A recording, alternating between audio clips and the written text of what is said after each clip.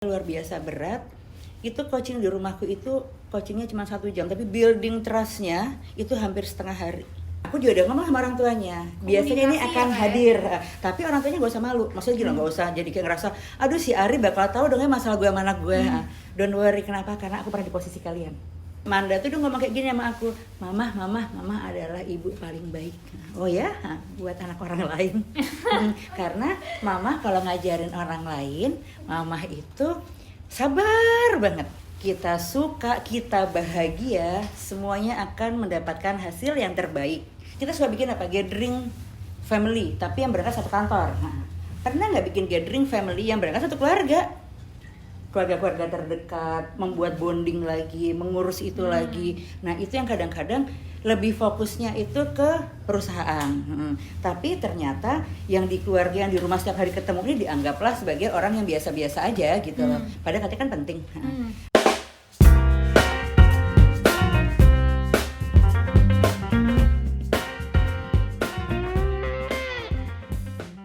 Halo, assalamualaikum warahmatullahi wabarakatuh. Di Gadiza sekarang apa? Kita lagi kedatangan tamu. Iya, kedatangan. Mama dulu sini aja. Nanti nggak usah diedit, nggak usah diedit ya, biarin aja. Hari ini kedatangan Mama Ari yang sebenarnya sengaja diundang, tapi aku juga nggak tahu sebenarnya diundangnya buat apa. Terus sebetulnya sahabat Gadiza itu banyak sekali orang-orang yang luar biasa, dan jadi ketika kita mau ngobrol sama tokoh-tokoh yang inspiratif, itu sebetulnya tidak perlu jauh-jauh karena di sekeliling Gadiza dan sahabat Gadiza itu tokoh-tokoh yang sangat luar biasa.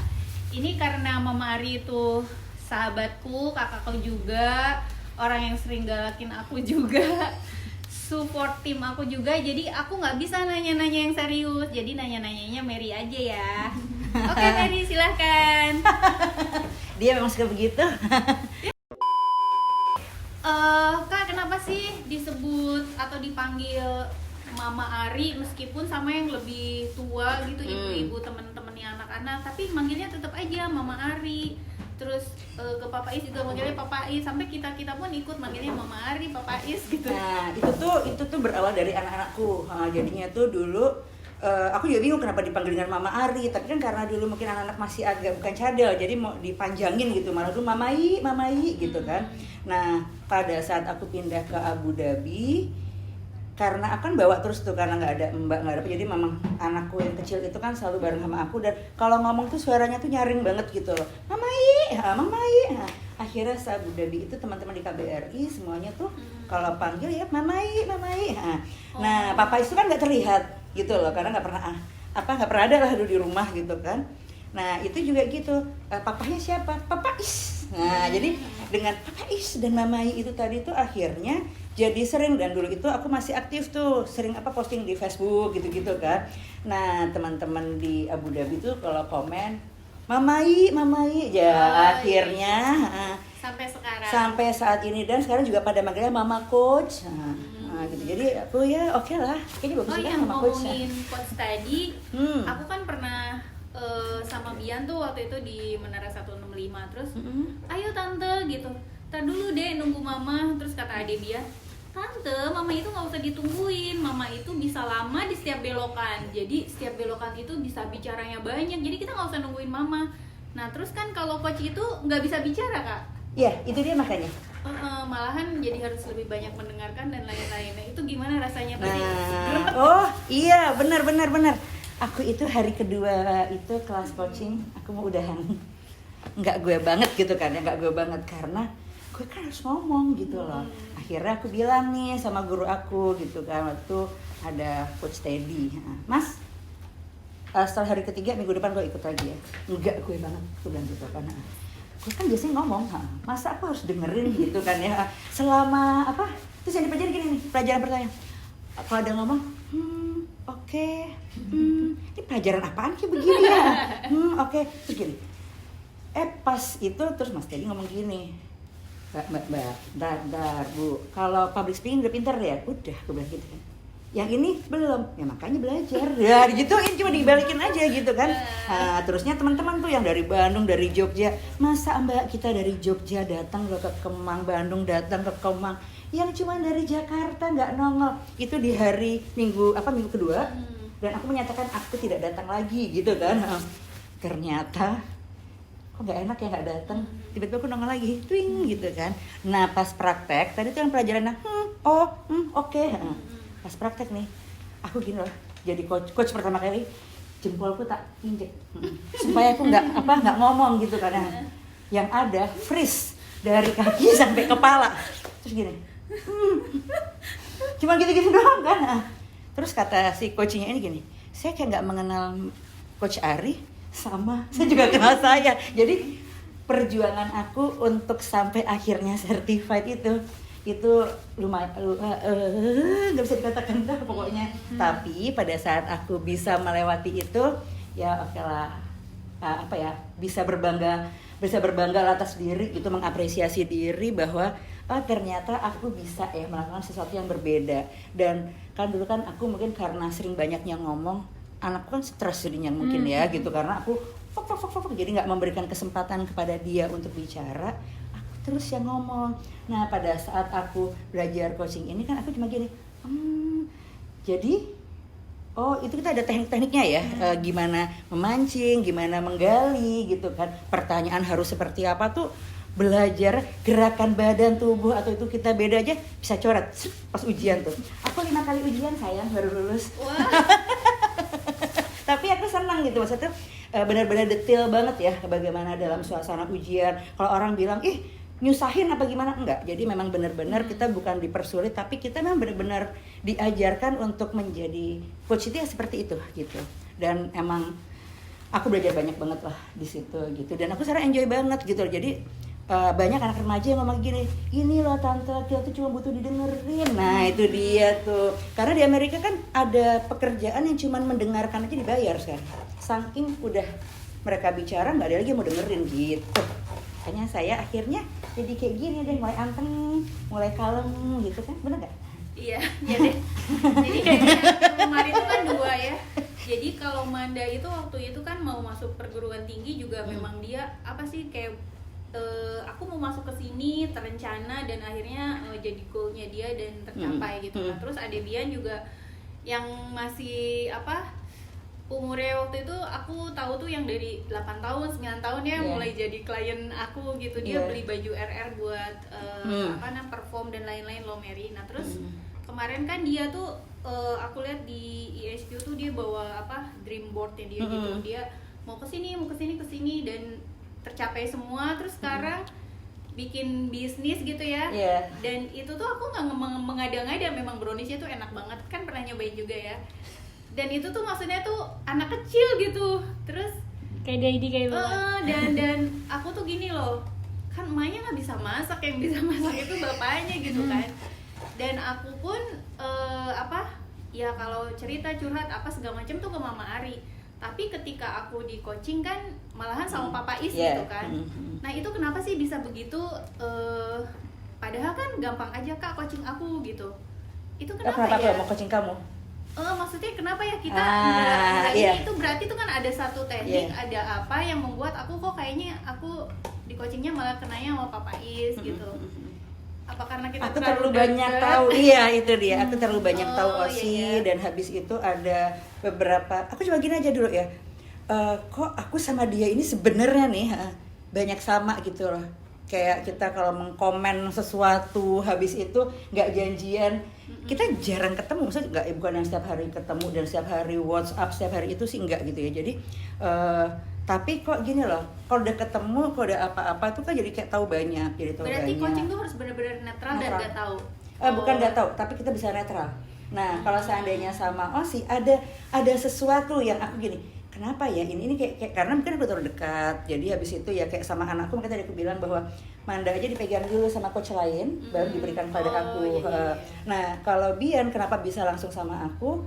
Itu tadi ada sesuatu yang berbeda. Aku sama Manda pun ada beberapa kesamaan yang kita bisa gitu jadi berargumen jadinya nanti jadi kayak ini bukan jadi coaching lagi nih sama Osi gitu loh. Tapi aku tahu kan goalnya Osi itu mau ke arah apa. Nah, Osi lebih baik ketemu sama Papa Is aja, dan ya alhamdulillah kan. Kayak gitu. Padahal di coachingnya juga rame-rame ya. Ya, Ternyata kita coaching ada tuh deket bisa situ. rame-rame juga. Iya bisa ada grup coaching, ada tim Kayak kemarin buat kan coaching. maksudnya aku ditemani Mama Ari, temani Mbak Prina, Dokcina semua kita sahabatan gitu loh Mary, dan aku di coaching sama Papa Is itu depan rame-rame. Nah, kenapa sebenarnya gini? Biasanya kan one karena rahasia, sifatnya kerahasiaan coaching itu kan jadi harus dijaga. tergantung ya, tergantung Nah, karena mungkin case. yang mendampingi Osi waktu itu, Osi yakin bahwa kita semua mungkin ya emang udah tahu dan bukan sesuatu kerahasiaan yang bagaimana, tapi Osi membutuhkan sesuatu jawaban atas diri Osi gitu, malahan Ada jawaban Adrian itu juga, dan udah, oh iya nah menurut Adrian gimana, jadi nah selesai di langsung tempat ya gitu. selesai di tempat gitu. Sebenarnya berarti ketika kita menghadapi dua pilihan itu bisa itu juga ya Kak ya. Bisa banget. Jadi kayak bingung A atau B, mau misalnya yang belum nikah siapa di sini, aku antara pilihan si A atau si B yang mana, itu ya itu bisa gitu. Ya Mary, kamu kalau ada dua pilihan yang bingung. Oh Mary, ini ada dua pilihan. Tadi aku ada yang menarik sih, maksudnya kan katanya Mbak Rosi dan Mama Ari kalau coach itu kan harus netral, tidak, paling nggak boleh terlalu dekat supaya mungkin bisa ngelihat lebih clear masalah atau bisa kasih advice yang lebih netral. Nah tapi tadi Mama Ari cerita kalau sebelum akhirnya terjun menjadi coach itu Mama Ari mengcoach anak-anaknya terlebih dahulu, padahal kan anak, maksudnya bondingnya kan cukup besar antara ibu dan anak. Nah itu gimana ya? Apakah mungkin itu bisa diaplikasikan juga maksudnya kepada orang-orang tua yang memang pengen melakukan hal yang sama, mengcoach anaknya sendiri, terus kayak mengajari anaknya untuk gimana caranya menggapai goalnya gitu. Itu kalau menurut aku setiap orang tua seenggaknya tahulah parental coach. Jadi bisa mengenai parental coaching, jadi bisa bertanya untuk suatu pertanyaan yang berdaya gitu. Jadi gimana ya, kalau kita cuma nanya kenapa, nah itu tuh kayaknya tuh kita cuma kayak menginterogasi dan kayak menekan ke anak-anak, dan anak-anak akan menjawab dengan defense, dengan alasan yang cepat banget, mikirnya nggak lama-lama. Itu tuh langsung dijawab dengan ya karena dengan alasan yang nggak usah mikir. Nah, berarti ada seninya bertanya. Oh ada banget. Nah itu dia tadi, makanya dan kita nih nggak bisa nih kayak gini. Ini Mary kira-kira mau ngomong apa dan aku mau nanya apa ya? Wah udah itu dulu awal-awal aku begitu masalahnya kan, deg-degan banget karena coaching itu coach pun nggak menjamin apakah coachingnya itu mencapai goalnya sampai yang itu nggak, tapi coach hanya bisa menjamin proses coaching gitu loh. Nah coach yang berhasil yang seperti apa gitu kan ya, itu kalau aku melihatnya adalah pada saat coach itu gini, udah kalau kan banyak anak-anak remaja, tante thank you ya, ya Allah aku akhirnya begini, sampai ada waktu itu yang coach aku datang ke rumah itu ya dalam kondisi dia muntah, stres kayak gitu, pokoknya permasalahannya luar biasa berat. Itu coaching di rumahku itu coachingnya cuma 1 jam, tapi building trustnya itu hampir setengah hari. Karena kan dia nggak kenal aku. Jadi supaya coachingnya trust dulu dong sama aku kan. Kalau gini deh, kalau Mary atau Osi mau curhat sama seseorang, pasti memilih orang yang dipercaya banget kan. Gimana? Nah, bisa menjawab lah, kasih solusi. Betul. Nah sekarang gimana nih? Ada orang tua yang, Ri tolong coaching anak gue ya.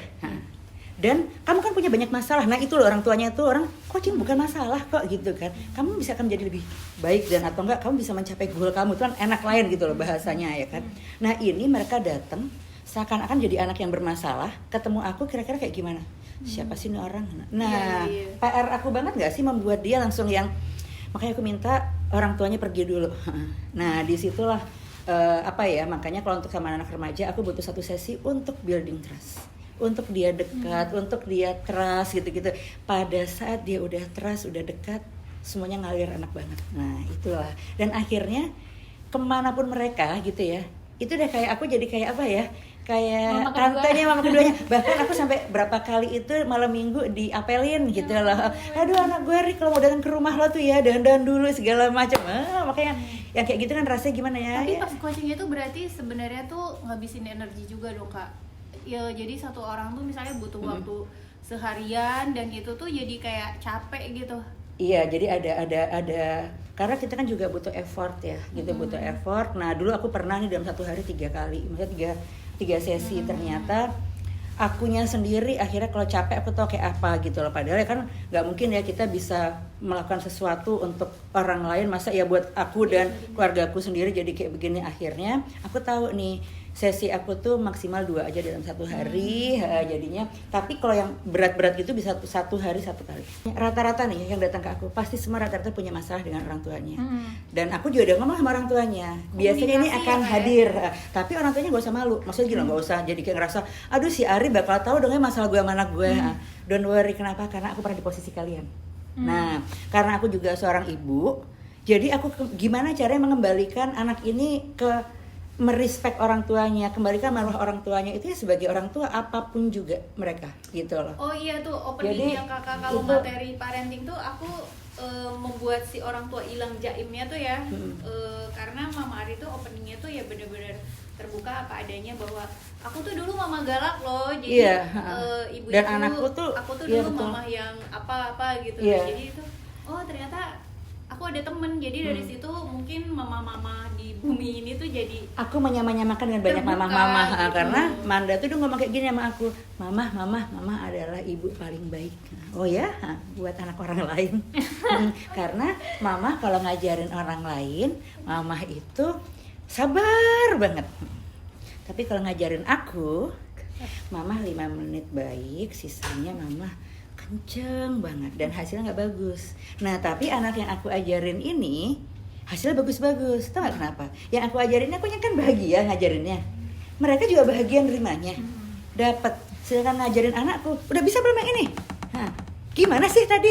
Coba no. Jadi dan aku tuh kalau anak-anak belajar, anak-anak sekolah jangan salah, setiap malam aku belajar.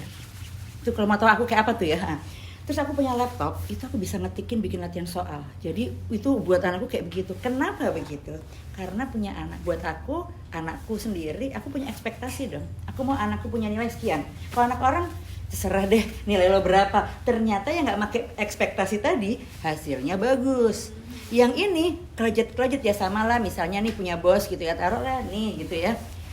Mary, kayak gitu. Mary kamu tuh ya, baru kan nggak enak kan. Nah sebenarnya kan perusahaan sama family nggak ada beda kan. Iya. Nah. Jadi Nah, sebenarnya justru poinnya kalau ekspektasi itu- gitu maksudnya. justru itu Mary, kita tuh kadang-kadang tidak profesional ya. Kayak aku di rumah juga gitu, ketika ada masalah keluarga itu tuh tidak cepat-cepat diselesaikan, misalnya miskomunikasi atau apa dengan Abi itu entar. Tapi kalau ada masalah di perusahaan tuh cepet banget gitu. Nah. Harusnya tuh itu tuh cepet ya kak ya, Ya gitu. sama. Kita suka bikin apa? Gathering family, tapi yang berangkat satu kantor. Nah, pernah nggak bikin gathering family yang berangkat satu keluarga? Keluarga-keluarga terdekat, membuat bonding lagi, mengurus itu lagi. Nah itu yang kadang-kadang lebih fokusnya itu ke perusahaan. Tapi ternyata yang di keluarga, yang di rumah setiap hari ketemu ini dianggaplah sebagai orang yang biasa-biasa aja gitu loh. Padahal katanya kan penting. Nah biasa-biasa itu bisa ketemu setiap hari, jadi orang dianggap paling mengerti. Nggak apa-apa lah kalau misalnya aku di rumah begini, toh sama dia gitu, toh sama dia lama-lama jadi gunung meletus. Gitu kalau nggak diselesaikan, jadi nggak ada beda lah. Pokoknya gimana sih kalau company nggak diselesaikan juga kayak apa jadinya gitu kan. Nah Gitu. sekarang ke baju kita yang dipakai. Nah. Aku kan sering banget, kita kan ada di grup, kita juga kayak grup keluarga ya. Ketika Aduh ada baju. Mama Ari ngisi di Jogja, di Surabaya, di Semarang, pokoknya di berbagai Dimanapun. macam kota ya, dimanapun dan waktu kapanpun, aku selalu ngeliat kenapa sih selalu pakai Sazia. Apakah itu memang karena aku jadi GR kan? Apakah karena pengen bikin aku happy? Atau karena emang suka? Atau karena apa gitu? Karena ini tuh aku kan bikin dari 2016. Terus Ya, dari tahun itu. Mama Ari tuh 2015. Iya 2015, terus mulai pakai brand aku yang lain-lain. Terus ketika ada Sazia tuh langsung beli semua warna gitu. Nah kan aku juga jadi pengen tahu dong. Aku kan pengen nyeritain juga ke sahabat-sahabat Gadiza, ada loh temenku yang udah jadi kayak kakak tiriku tuh punya semua warna kan. Kakak tiri. Aku juga cuman ngomong doang gitu loh. Nah sekarang coba dijelaskan. Jadi gini adik tiriku, apa ya? Aduh, aku itu gini. aku tuh emang suka outer sebenarnya. Jadi outer itu aku suka. Jadi selain aku malah baru tahu kalau ini nih salah satunya nih ya. Ini namanya Sisazia. Itu aku baru tahu pandemi ini. Jadi aku tuh selalu bilangnya, tolong dong itu jaket parasut kayak atau anti angin. Tapi itu aku mau. Jadi selalu aku mau. Kenapa? Kan kalau seandainya aku berhubungan sama remaja atau ada outbound atau ada acara-acara, aku tuh nggak pernah pesen kaos tangan panjang karena nggak suka gitu loh. Pokoknya aku pakai jilbab tapi aku mau nyaman dong gitu loh. Nah aku lebih seneng pesen yang tangan pendek. Kalau dipakai di rumah juga enak gitu kan. Nah nutupnya pakai apa ya? Pakai outer. Nah kenapa nih Sazia ini aku suka banget. Ini gue kayak yang udah jualan karena memang jujur aja nih aku orang-orang akhirnya gini, mbak setelah Sazia ini booming, mbak itu Sazia itu outer yang sering kamu pakai selama kamu training, selama kamu ikutan training. Betul banget, aku bilang gitu kan. Jadi aku mengenal Sazia sebelum dia naik daun. Waktu dia naik bunga, aku udah kenal dia gitu kan. Jadi itu tuh Sazia itu bisa dipakai. Kenapa aku suka ya? Satu, nggak ngabisin space copper. Iya. Karena dia tuh bisa digulung baik kecil gitu kan. Itu satu. Terus kalau diperhatiin nih, ini baju-baju aku dalamannya pun punya Gadiza ya. Kamu nggak kenal sama Gadiza kan? Nah itu tuh bahannya tipis banget gitu loh. Jadi aku bisa gulung dan nih lihat ini uak-uak begini. Tram.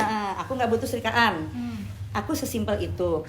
Nah terus gini, dia cewek tapi nggak terlalu feminin, gimana apa namanya istilahnya ya? Masih nunjukin gayanya aku gitu loh. Aku tuh nggak suka pakai heels. Bukan typically aku tuh anak. Mana heels? Aku tuh kan dulu petroleum engineer yang kita biasa di lapangan. Jadinya ya tadi lah tahu kan dandan aja susah gitu ya. Nah ini nih menunjukkan aku jadi kayak perempuan tapi gayanya tuh masih bisa dengan gaya aku gitu loh. Dan kalau aku berhubungan sama anak remaja ini nih kayak gue banget. Aku tinggal ini apa ya, luas banget lah gitu. Nah dia bisa dipakai ke pasar, bisa jadi baju buat antar jemput sekolah, tapi dia bisa masuk dengan yang sama ya. Dia bisa masuk kalau kita lagi ada acara-acara training atau yang formal. Asalkan siapa yang di dalamnya gitu loh. Jadi dalamnya itu kayak apa, itu menggambarkan dia nanti. Jadi dia itu bisa memberikan hasil yang berbeda-beda gitu loh. Kalau mau diajakin gaya cuek, bisa gitu kan. Mau diajakin agak-agak rapian, bisa gitu. Bahkan pandemi ini, kalau ada IG live segala macam, modal aku cuma jilbab cuma ini doang. Potong gitu. kan? Gak ada yang tahu kan dalamnya apa. Nah tapi terlihatnya apa? Rapi gitu loh. Dan kita kan dalam kondisi sekarang ini benar-benar nyari sesuatu yang simple ya. Kalau seandainya aku itu. Jadi kalau ditanya ada berapa Sazia yang aku punya, ada beberapa. Berapa? Dari 2016. Itu kan Waktu banyak dia banget lahir. warnanya, berarti. Sebelum Maisong Gadiza ada, aku udah punya Sazia karena dulu namanya Gadiza. Ya berarti lebih dari selusin karena yang baru aja tuh ada 14 warna, berarti dulu udah kebayang ya. Ini bikin aku happy banget. Terus tadi kan aku bilang tuh, Oh ya, selain Sazia, outer-outernya oh iya Maisong Gadiza juga hampir Banyak aku macam. punya semua gitu. Karena ya itu tadi emang aku senang dengan Gayanya. gaya outer. Jadinya tuh Ya, mau pakai begini gitu mau ya. pakai bawahnya celana panjang, mau apa itu tuh aku nggak harus ngumpulin baju yang banyak ya sebenarnya, tapi itu bisa mengganti-gantikan warna lah gitu. Iya, jadi gitu sahabat Gadiza. Kenapa tadi aku bilang kakak tiriku, karena Mama Ari ini tuh selain sahabat, teman, tapi yang suka mengingatkan aku juga, menegur atau bahkan menjewer istilahnya tuh gitu ya, karena dia tahu banget aku bandelnya di mana. Oh, kita pernah musuhan Kak Senang. Terus dan kita tuh nggak bisa yang basa-basi. Yeah. Terus dan ketika aku ada acara atau apapun, Mama Ari ini yang paling sering support gitu kan. Dan kita sering nangis bareng ya, dan kita tuh apa adanya karena Qadarullah dipertemukan tuh sama guru kita ya Pak Ari di Menara 165. Jadi nangis bareng di situ, ketawa bareng, terus jadi nggak ada jaim-jaimnya. Nah dari situ tuh ternyata nggak cuman bisnis aja, tapi dari Gadiza inilah persahabatan lahir, bahkan udah jadi kayak saudara, kayak keluarga, dan nggak cuman kita aja, suami-suami kita, anak-anak kita juga dekat sahabat semuanya bareng, betul gitu. jadi ibaratnya Seperti tuh itu. gimana, bayangin aja nih ada beberapa keluarga, kita berarti total 6 ya? Ya, tujuh. Tujuh keluarga, istrinya tuh 7-7-nya itu kenal dekat, Eh, suami-suaminya 7-7-nya kenal dekat, dan anak-anaknya kenal dekat. Kira-kira Iya, kalau gitu. kumpul bubarnya jam berapa? Nah, nggak bubar-bubar. Nah, Ya Mama Ari, terakhir pesan-pesan buat para ibu yang di luar sana, gimana sih caranya supaya mereka tuh tetap bisa mengerjakan sesuatu yang mereka mungkin passion di sana, pekerjaan mereka atau profesi mereka, tapi tetap apa ya, keluarga itu tetap tidak dilupakan gitu. Jadi ya, seimbang. berarti kepada sahabat Gadiza, satu, prioritaskan nomor satu pada keluarga, karena keluarga inilah yang akan kita pertanggungjawabkan. Nah, apabila dalam keluarga itu kita mendapatkan suatu cinta, kebahagiaan, kita mau mengerjakan apapun, ya apalagi itu yang kita suka, passion kita, insya Allah akan mendapatkan hasil yang excellence. Karena selama kita enjoy, kita ngelakuinnya mudah, kita suka, kita bahagia, semuanya akan mendapatkan hasil yang terbaik. Jadi, mulailah dari keluarga terkecil, kemudian sebarkan energi yang terbaik kepada sekitar. Bermanfaatlah, karena dalam hidup ini kan kita mau kita bermanfaat untuk orang lain. Itu dari saya mungkin. Oke, udah ya, terima kasih Kak. 2 jam tidak terasa ngobrol panjang lebar, dan insya Allah banyak sekali insight yang dapetin. Bahkan aku pun banyak dapetin hal-hal baru gitu, karena kan biasanya kalau ketemu tuh nggak bisa belajar kan gitu. Tapi bisa belajarnya lewat aku ikut seminar-seminar kakak atau training dan lain sebagainya. Kalau ketemu pasti nanyanya juga ya banyakan apa ya, ngobrolin anak dan lain-lain, tapi teknik-teknik seperti tadi juga aku juga banyak yang dan belajar. jadi kita juga bisa saling bantunya, apalagi pas dulu nih OSI apa namanya yang OSI dulu pas lagi Dedi ya di sekolahan. OSI harus ke sekolahan, harus ketemu gurunya karena Dedi ujian atau apa yang katanya nggak fokus. Ya itu juga apa namanya tuh salah satu keberanianku mengambil keputusan Homeschooling. Dedi homeschooling dan lain-lain, ya salah satunya karena pendampingan Mama Ari yang menguatkan aku, karena aku pun nggak setegar itu, nggak sehebat itu gitu ngambil keputusan tapi memang ada nangis di parkiran, nelfon Mama Ari dulu dan lain sebagainya. Itu juga Tapi aku dulu nyuruh kamu nggak sih, maksudnya enggak kan? Enggak, aku Dia semuanya dari OSI, iya, jadi gitu.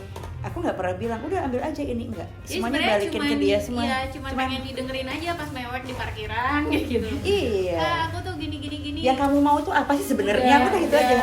Udah selesai, udah keluar, ya udah aku bisa ketemu sama kepala sekolahnya dan lain-lain gitu sih. Jadi Makanya enak kan, cuma nanya apa sih yang kamu mau gitu. ayo Mary. Tapi kan memang kebanyakan orang tuh sebenarnya butuh didengarkan. Iya. Sebenarnya jawaban, kadang tuh mereka udah tahu jawabannya. Pasti. Tapi butuh seseorang untuk menguatkan dan kayak lu pasti bisa kok ngelewatin ini. tombol.